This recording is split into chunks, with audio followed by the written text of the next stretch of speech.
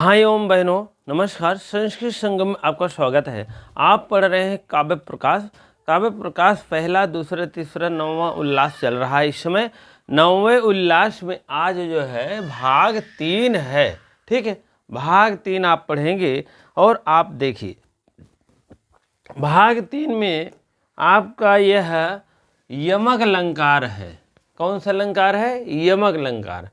पहले भाग में आपका वक्रोक्त अलंकार हुआ है, दूसरे में अनुप्रास अलंकार हुआ है, तीसरे में आपका यमक अलंकार हुआ है। ठीक है, इसी प्रकार से आप लोग एक एक भाग को एक एक अलंकार आराम से पढ़ेंगे, जिससे कि आपकी सुविधा होगी। ठीक है, चलिए यहाँ अलंकार यमक अलंकार के थोड़ा सा सूत्र दिया है, थोड़ा सा इसको पढ़ेंगे तब हम आगे बढ़ेंगे। ठीक है, चलिए। अर्थे सत्यर्थ भिन्ना नाम वर्णानाम स पुनः श्रुति यमकम।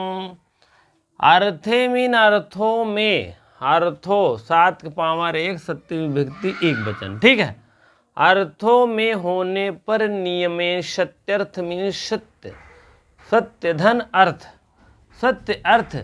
भिन्ना नाम माने भिन्न अर्थ वाले, अलग अलग अर्थ देने वाले के। सा मीन वह, कौन? वही यमक। और वह पुनः मीन बार बार, उसी के क्रम। और पुनः श्रवण हो, श्रवण मीन सुना जाए वही शब्द बार बार, लेकिन परंतु पुनरावृत्ति हो, यमक अलंकार और कहते हैं। और उसी शब्दालंकार कहते हैं। ठीक, यमक को क्या कहते हैं? अभी शब्दालंकार में भी मतलब ये सब चल रहे हैं। 6 अलंकार हैं, मैंने पहले बताया था। पहला वक्रोक्त हो गया, दूसरा आपका अनुप्रास हो गया, यमक हो गया, और भी बाकी आगे है, श्लेष लेश है, जो भी है 6 अलंकार अभी आपको पाए जाएंगे। ठीक है, तो कह रहे हैं यमक अलंकार वह होता है जो वर्णों के जो भिन्न भिन्न अर्थ दे, अलग अलग अर्थ देने पर उसी को यमक अलंकार कहा जाता है। ठीक है, अर्थ होने पर नियमेन माने नियम के द्वारा, भिन्नार्थक माने अलग अलग अर्थ देने पर, उसी क्रम से, और सा पुनः माने वही फिर बार बार, श्रवण में सुना जाए और पुनरावृत्ति होती रहे, उसी को यमक अलंकार कहते हैं। डेफिनेशन आपके समझ में आ गया होगा, परिभाषा समझ में आ गया होगा। ये आपकी परिभाषाएं हैं। और उसके बाद सूत्र नंबर 117 आप चलेंगे। अगर देखा जाए तो पेज नंबर, अगर आपको समझ में मान लीजिए आपको जानकारी लेना है, तो आपको काव्य प्रकाश का पेज नंबर आपको 409 देखना है। ठीक है, हाँ, आचार्य विश्वेश्वर की बुक लेंगे तो 409 नंबर पेज नंबर पे मिल जाएगी। 117 नंबर आपका सूत्र संख्या है। अब यह तो मान लीजिए डेफिनेशन बता दिया है। अब यह बता रहा है कि कितने प्रकार का होता है यह। ठीक है, क्योंकि इसके प्रकारों का भी अध्ययन करना है। ठीक है, पाद गद, पाद पाद तद्भ तद्दाग वृत्ति तद्य अर्थेन अनेकताम। ठीक है, पाद मीन पैर, पाद मीन पद, पैर नहीं हो गया। पाद मीन वह पद में और उसके एकादेश में। ठीक है, तद्भ तद्भ तद तब तब दाग वृत्ति, एक आदि वृत्ति हो एक देश में। तदभाग मीन होता है तदभाग, तदभाग मीन एक भाग में। ठीक है, यहाँ तोड़ेंगे तो यहाँ से यहाँ तक तदभाग आ जाएगा। एक देश कहने का मतलब एक भाग में वृत्ति हो, एक भाग में वृत्ति हो, वही बात। तब जाके तद्यत अंत ने इसको तोड़ा, तद धन ई का या करेंगे तो हो जाएगा इत्तेन, इति। यहाँ से ले लेंगे आप, ई के या कर दिए, या हो गया, या और ई करेंगे तो यहाँ पर क्या होगा? इति हो जाएगा। ठीक है, तद इति और अनेकात, अनेकात, अनेक, अनेकत, अनेकाताम, अनेकताम।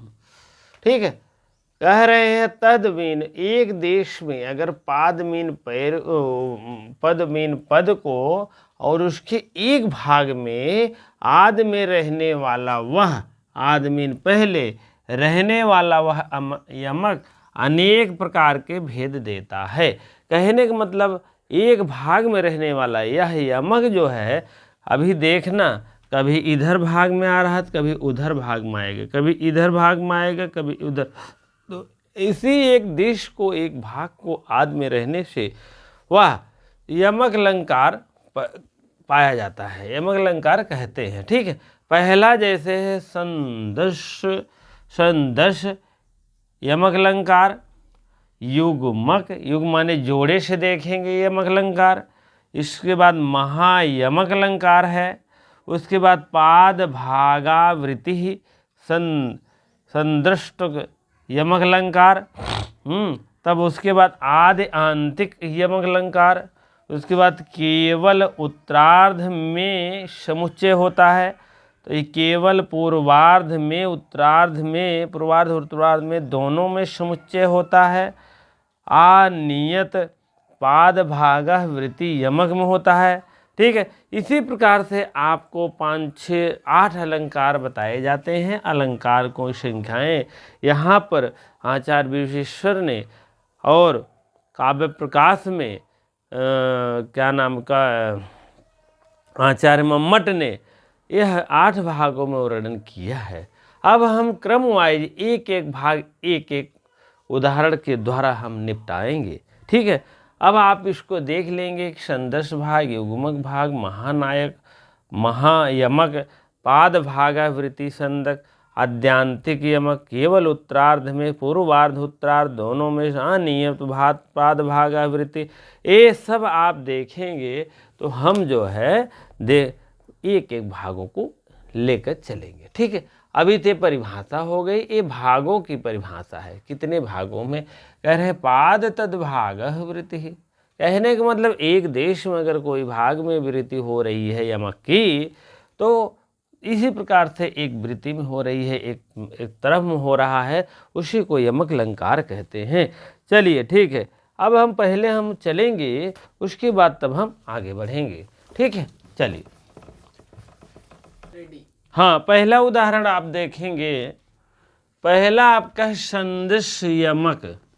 ठीक है, अब इस संदर्श यमक हम कैसे जानेंगे और ये कैसे युग्मक यमक जानेंगे? युग्म यमक समस्या रहती है ना। ठीक है, तो पहले हम इसको देखेंगे। सन्नारी भरणो मायमाराध्यम विधुशेखरम और सन्नारी भरणो अयम मस्त तस्तस्त्वम पृथ्वी जय। तो सबसे पहले हम इसमें संदर्श में हम थोड़ा सा अलग कर लेंगे।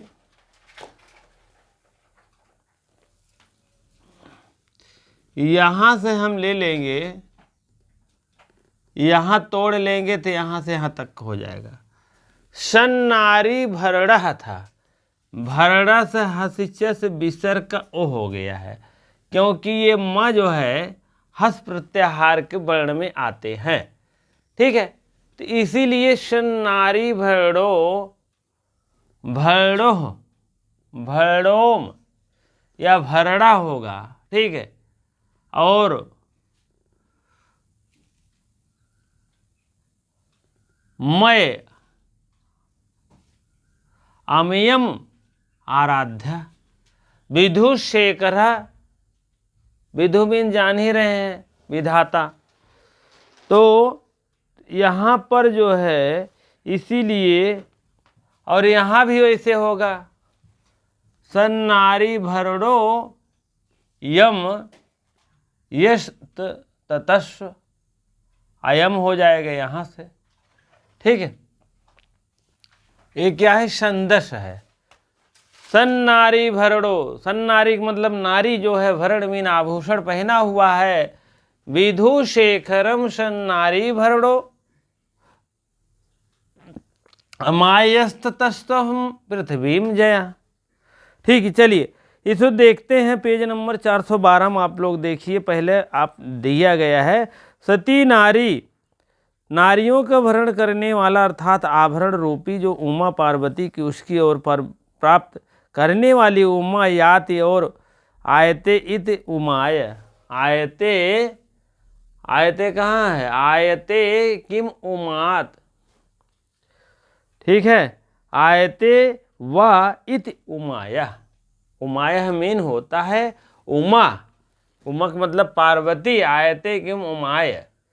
ठीक है, तो विधु शेखरायित आराधना करके और सन्ना बिना तो सीता आरीणा विभा गजः अत्र तादृशं रणो युद्धम तस्य यस्य सह सान्नारी भरणम। शत्रुओं के द्वारा हाथियों का विनाश करने वाला, युद्ध में प्रवर्तक होकर के शिव की आराधना करने वाला अनमाय और छल कपट से युक्त होकर पृथ्वी का विजय करें।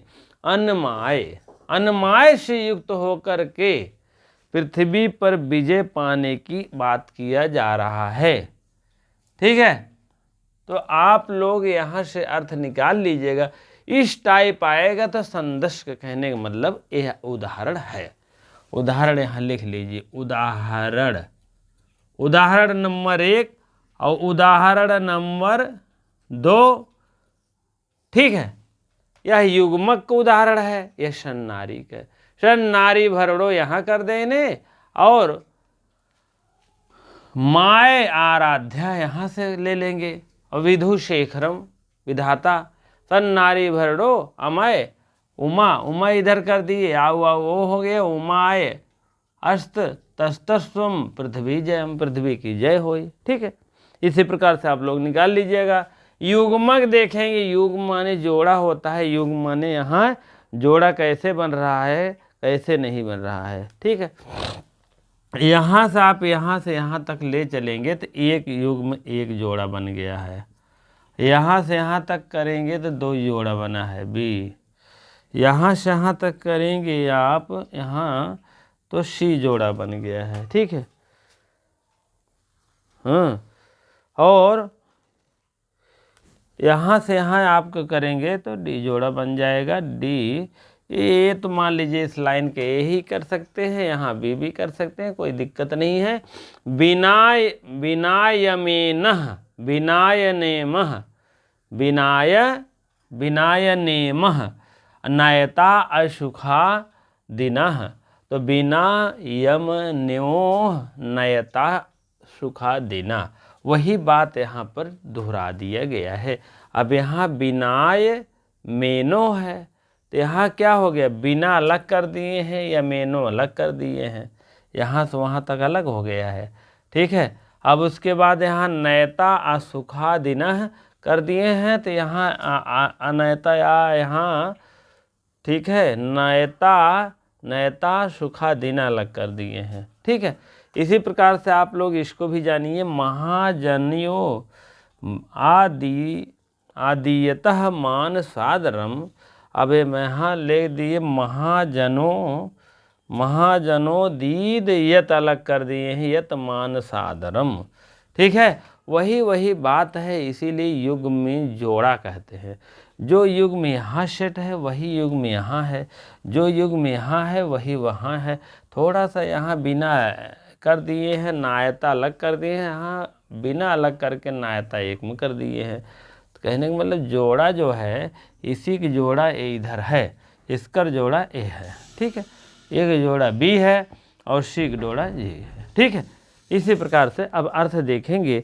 ठीक है, अर्थ है आपका है अयम मीन यह, अयम मीन यह, अयम, अयम देखेंगे तो यह अयम है। अयम मीन यह कौन है, वृषांतो नाइत बिना पक्ष रूप पुरुष अर्थात हंस नामक जीवात्मक किस प्रकार का उसके विशेषण देते हैं।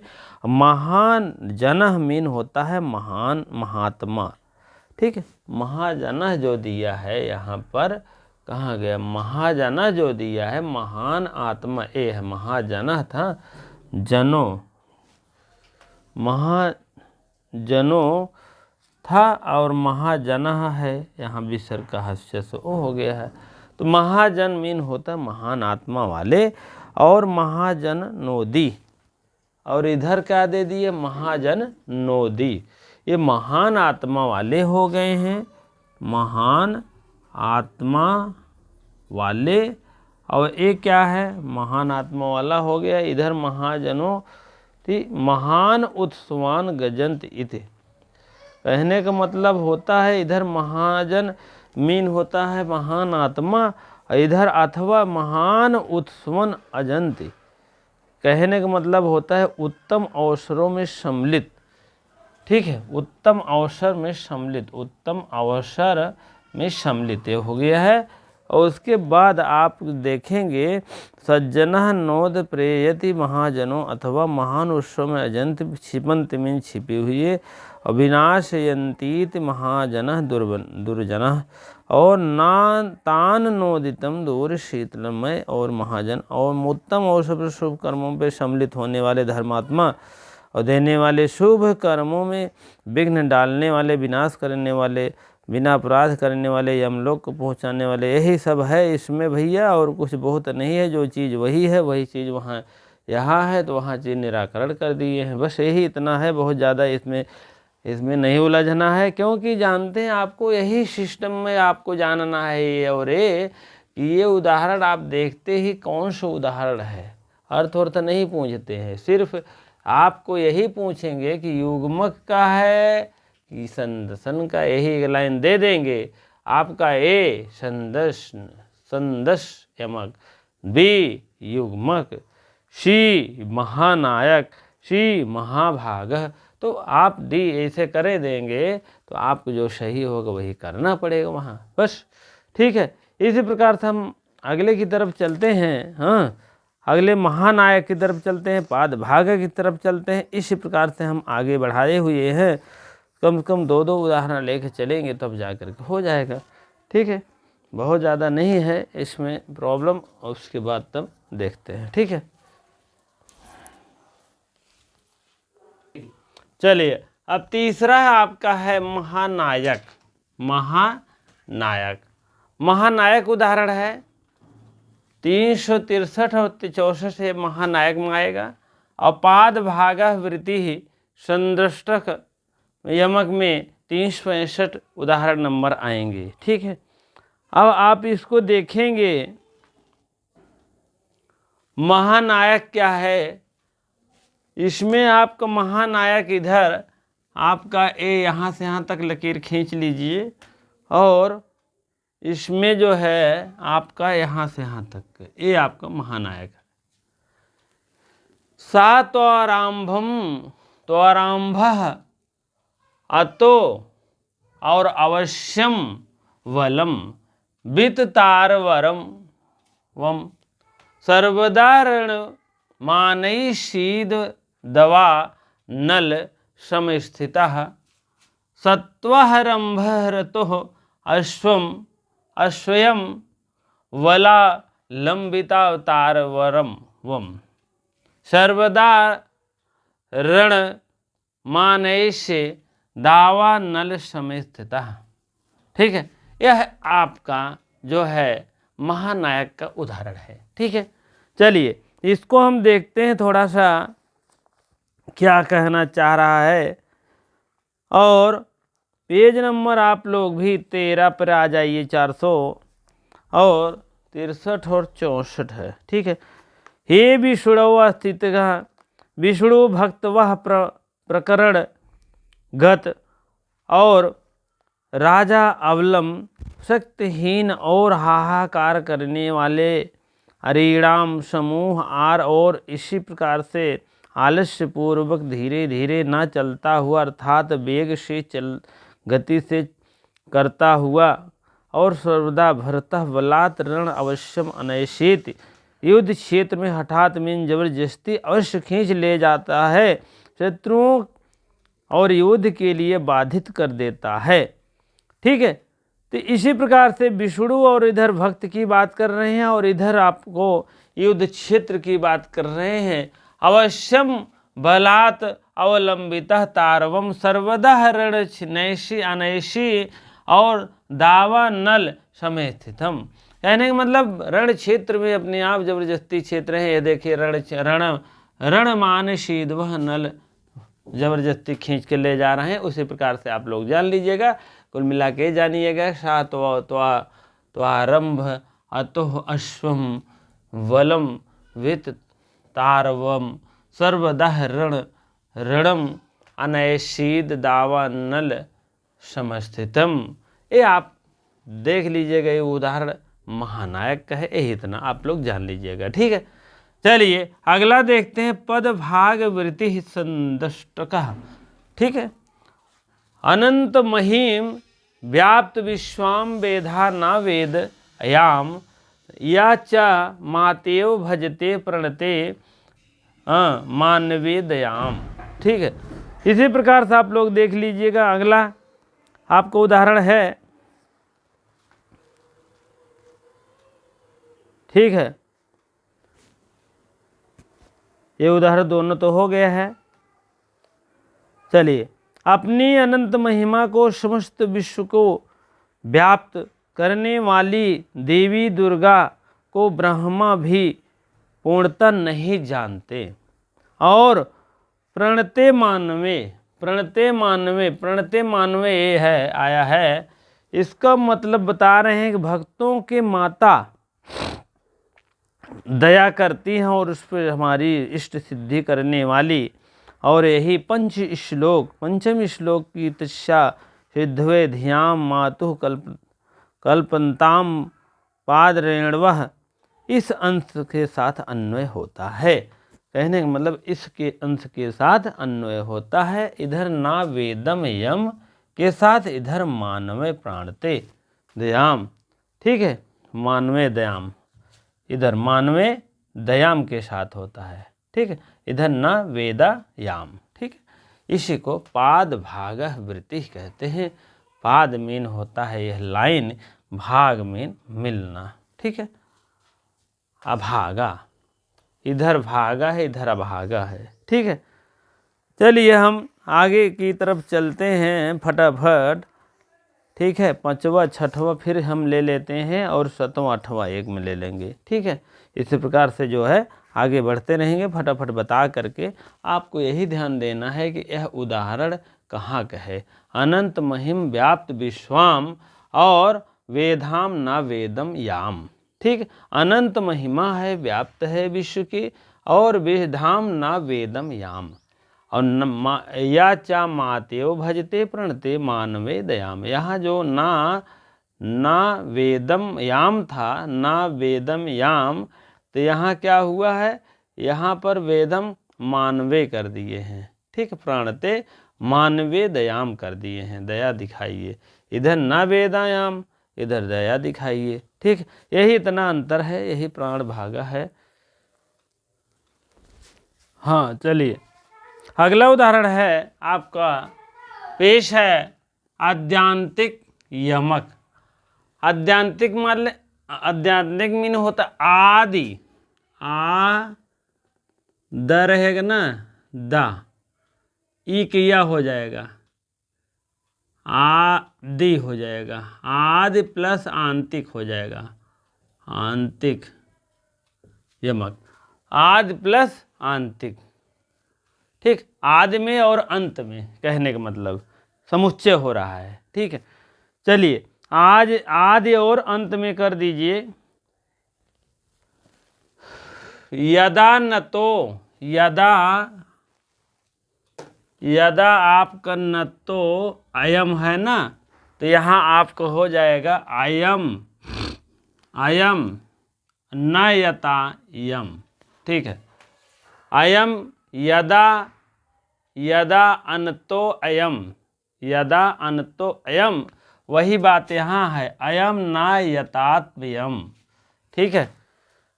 आपको हो जाएगा ना से ले लीजिएगा ना, और इधर हो जाएगा आपका यहाँ तक होगा, और इधर आपका यहाँ तक आएगा, ठीक है, फिर आपका इधर यहाँ तक आएगा। नयात यम ना यात यम, वही बतिये दोहरा दिए हैं, वही उल्टा कर दिए हैं, आदि और अंतिम का कर दिया, आदि वाला अंतिम कर दिए, अंतिम वाला आदि कर दिए। यदा न तो यम दानतो हो गया है। फिर यहाँ आपके देखिए नया आत्यम, नया आत्यम ना है तो ना तो होना चाहिए ना, ना तो यम होना चाहिए, आपका हो जाएगा यात यम हो जाएगा, ठीक है। इसी प्रकार से जान लीजिए आपका इधर आपका ए आपका हो रहा है और इधर आपका ए हो रहा है। यात यम है, यात यम यहीं से निकालेंगे, आपको यात यम हो जाएगा, ना अलग हो जाएगा, ठीक है। और इधर देखें यदा न तो, आपको यहीं तोड़ेंगे, यदा न तो आपका हो जाएगा, यदा न तो आपका यश यहाँ पूर्वरूप शोषण हुआ है ना, तो इसको आप तो जान ही गए होंगे।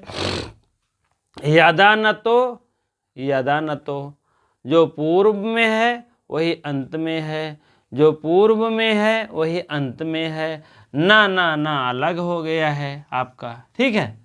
तो इसी को कहते हैं आदि अंतिकम, ठीक है। अब नीचे वाली लाइन देखेंगे, शिवे हिताम। अब देखिए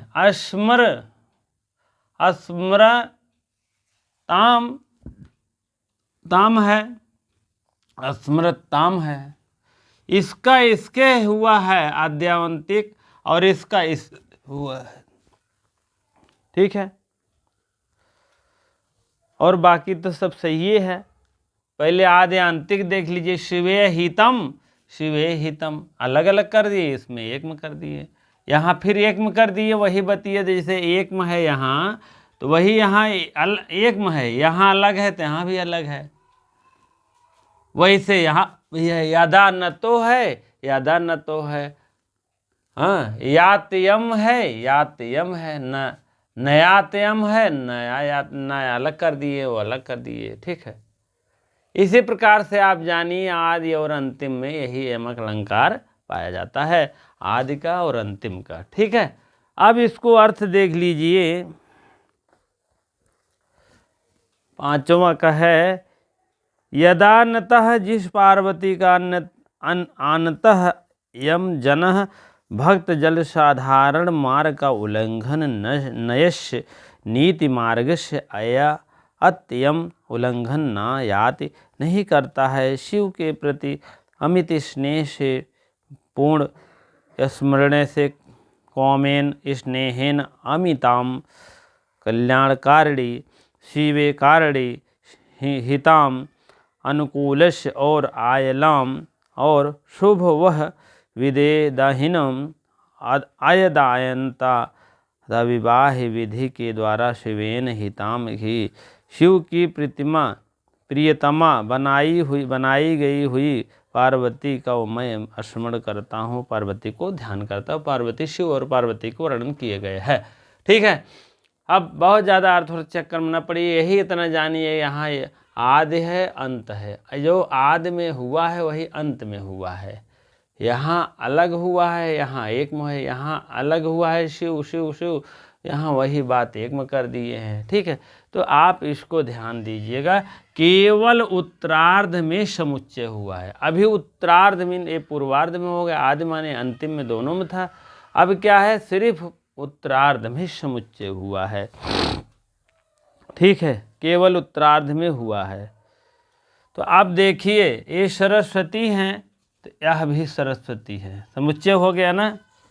ये सरस्वती अलग कर दिए हैं, यहाँ सरस्वती एक में कर दिए हैं, तो कहने का मतलब समुच्चय हुआ है अंतिम में। ये देखिए अंतिम में हुआ है ना, दोनों का समुच्चय हो गया है, ठीक है। और बाकी तो मान लीजिए सरस्वती है, प्रसादम में स्थितम चित सरस्वती सरस्वती कुरुक्षेत्रम सरस्वती। तो कहने का मतलब वही बात में जो है क्या कहते हैं, वही बात में समुच्चय हुआ है। प्रसादम में समुच्चय, स्थिति कुरुक्षेत्रम, कुरुक्षेत्र कुरुक्षेत्र वही कर दिए, सरस्वती कुरुक्षेत्र फिर कुरुक्षेत्र, यहाँ समुच्चय है। ठीक है, इसी बात पे चलिए अर्थ देख लेते हैं।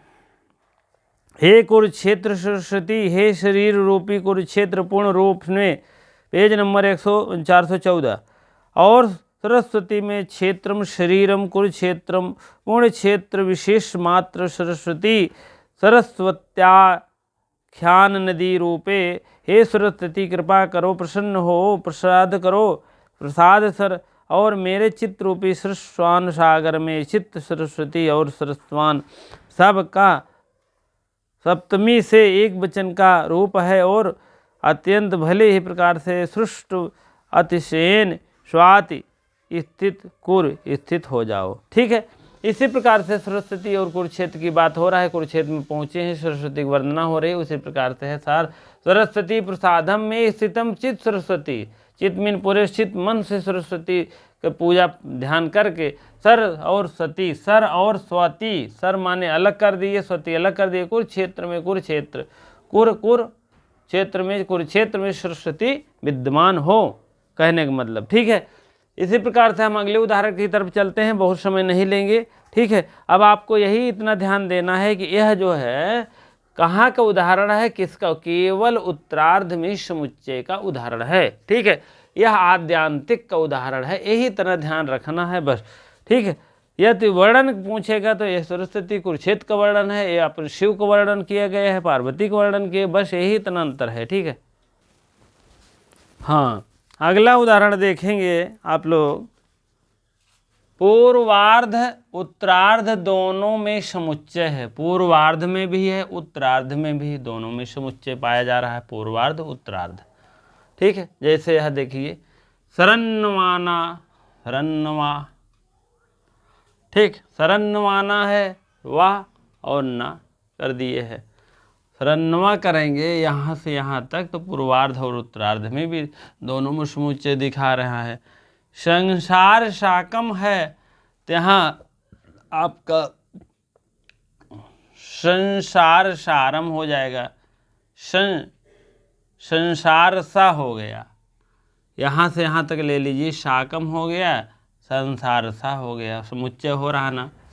इसी प्रकार से यहाँ भी देखेंगे, संसार साकम हो गया है और वहाँ संसार सा, ठीक है, संसार साकम सा तक लेंगे, संसार सा हो जाएगा, इधर भी यहाँ से यहाँ तक ले जाएंगे, कंदर पेड़, कंदर पेड़, और यहाँ एक में ही हो गया, कंदर पेड़ हो गया। पूर्वार्ध में उत्तरार्ध में दोनों में समुच्चय हो रहा है। यहाँ से यहाँ तक लेंगे, ना भीमृणाम ना भी भ्राणा, ठीक है, इस टाइप आपका है समुच्चय। इसी को कहते हैं पूर्वार्ध में और उत्तरार्ध में दोनों में समुच्चय पाया जा रहा है।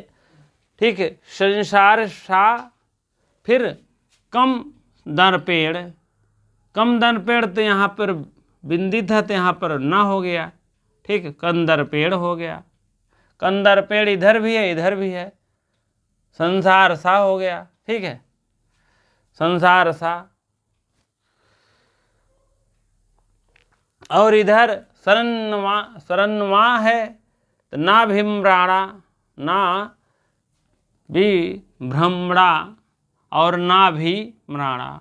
ठीक, इधर इधर समुच्चय, इधर इसका, इसका और इसका समुच्चय, इसका इसका समुच्चय। ठीक है, इसका समुच्चय संसार साकम इधर हो गया, दूसरा है, पहला है दूसरा है, पहला अंतिम, पहला दूसरा, पहला अंतिम और पहला दूसरा। ठीक है, वही बात है।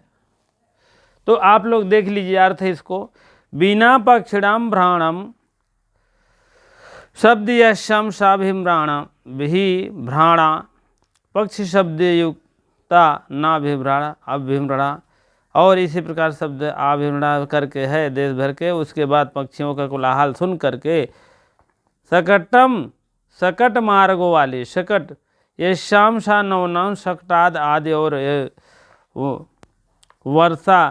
वर्ष के पुनः व्यवहार हेतु में होने वाले काश पुष्पों के युग धारण करने वाले विभ्रम से युक्त होने पक्ष भी इसी प्रकार से आप लोग देख लीजिएगा कामदेव के साथ अवतीर्ण हुई है। कंदर पेड़ शाकम संसारम कामदेव के साथ विस्तीर्ण हुई है। कामदेव का वर्णन किया गया है। कहने का मतलब संसार शाकम यही पूर्वार्ध और उत्तरार्ध में समुच्चय हो रहा है। यही इतना ध्यान में रखिएगा कहाँ कहाँ समुच्चय हो रहा है, कैसे कैसे हो रहा है। देखिए यहाँ से यहाँ तक हो रहा है, फिर यहाँ से यहाँ तक हो रहा है, यहाँ से यहाँ तक, यहाँ से यहाँ, यहाँ से यहाँ, यहाँ से यहाँ, यहाँ से यहाँ, यहाँ से। ठीक है, इसी प्रकार से आप लोग इसको जान लीजिए, लिख लीजिए, नोट कर लीजिए और अपने किताबों में भी निशान मार लीजिए। बस यही इतना है, अंतर जानते रहिए बस समुच्चय में। ठीक है। अनियत पाद भाग वृत्ति ही यमक। अनियत माने इसमें कोई नियत नहीं है, कोई नियम नहीं है, नियत की तरह नियत रहिताम वाला है तो यार। 8वां उदाहरण है, जान लीजिए 8वां का उदाहरण है, 8वां नंबर नहीं है, नंबर इधर है। ठीक है। अनियत है, देखिए मधुपरा मीन होता है मधु जो आप खाते हो। तो ठीक है, वारी करके है, वारी है करके है, वारित है। तो ऐसे ऐसे ढूंढेंगे। अनियत है, इसमें कोई नियम वम नहीं है। ठीक है। पराजित है, मधुपर है, राज और पराजित यहाँ तक कर दिए, फिर माननी कर दिए।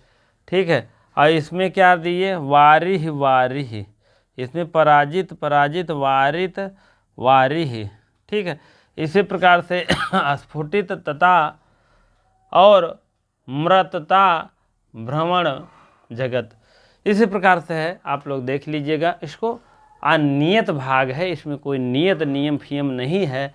अब ऐसे आप मधुर उधुर से लगा लेंगे ही मधुपरा से, तो मधु माने मधु होता है, अनियत है। इसको थोड़ा सा ऐसे क्ल्यू मान के चलिए। ठीक है।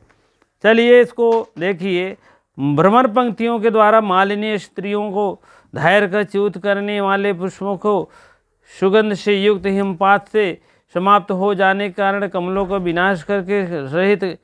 विनाश से रहित और खिले हुए लाल पत्तों वाले विस्तीर्ण यमक से वसंत काल में अभिनव मनोहारी सुंदरता को धारण किया। इसी प्रकार सहस्त्रों प्रकार के वैचित्र यमक के उदाहरण स्वयं समझ लेने चाहिए।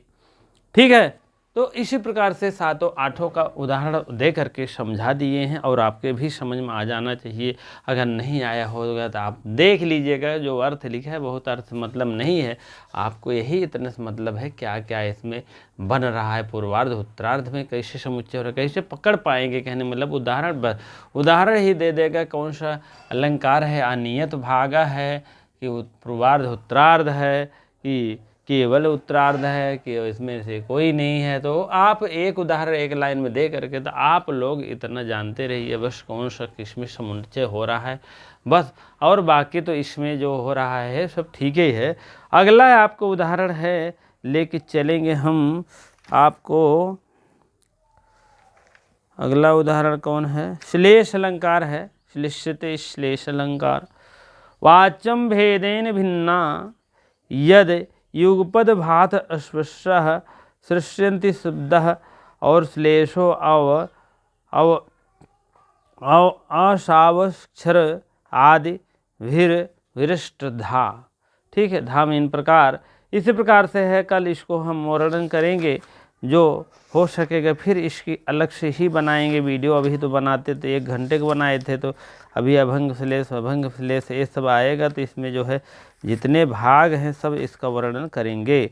ठीक है। पहला वर्ण श्लेष है, लिंग श्लेष है, वचन श्लेष है। ठीक है। पद श्लेष है, लिंग श्लेष है, वचन 8वां में दे दिए हैं। उसके बाद है चौथा भाषा श्लेष है, 5वां आपका प्रकृति श्लेष है, 6वां प्रत्यय श्लेष है और 7वां आपका विभक्त श्लेष है। 8वां तो मैंने बताया ही था अभी यहाँ।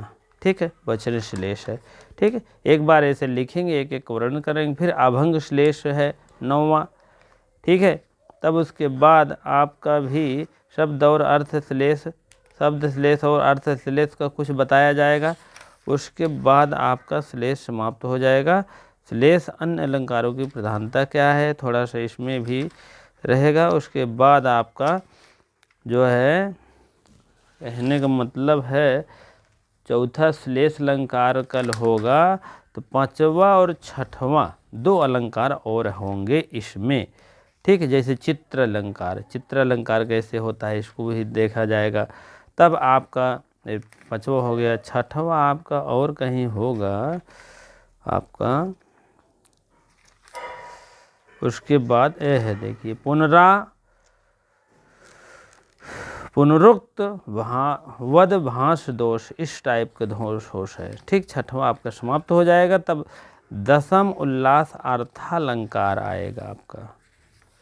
यहीं बीचवा में आपका उभयालंकार था। हाँ, ये है उभयालंकार का थोड़ा 1-2 सूत्र है, इसको हम उसी में बता देंगे कल ही वाले में। मतलब इसी आपका शब्दालंकार वाले भाग में ही रहेगा, उसका भाग 9वां या अलग से कोई नहीं बनेगा। ठीक है, 9वां उल्लास के लास्ट में बन जाएगा छोटा सा, बस जानकारी आपको हो जाएगी कौन सा उभयालंकार क्या है क्या नहीं है। ठीक, तब उसके बाद अर्थम चलेंगे। 61 अलंकार है, 61 अलंकारों की चर्चा करेंगे। ठीक है, इसी प्रकार से आप लोग लाइक करते रहे, शेयर करते रहिए धड़ाधड़, और उसके बाद आप अवश्य सब्सक्राइब करने की कृपा करें। धन्यवाद।